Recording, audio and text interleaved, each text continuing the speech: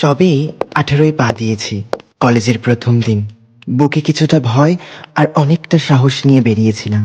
আর হঠাৎ এক দমকা হাওয়া এসে আছড়ে পড়লো আমার জীবনে। ভাবতেও পারিনি আমাদের গল্পের শুরুটা এখান থেকেই হবে। সিনিয়র ছিল ও আমার, তবে শহরটা আমি ওকে চিনিয়েছিলাম আর ও আমাকে ভালোবাসা চিনিয়েছিল। তারপর হঠাৎ সে আংটি পরিয়ে দিল আমায়। পাগলামি মনে হয়েছিল, কিন্তু কে বা জানতো এই নিয়ে আমার সংসার হবে। যাক, কারোর ভালোবাসা তো পূর্ণতা পেল। হ্যাঁ মানে ওই আর কি গো। আরে, তুমি আবার আসতে গেলে কেন?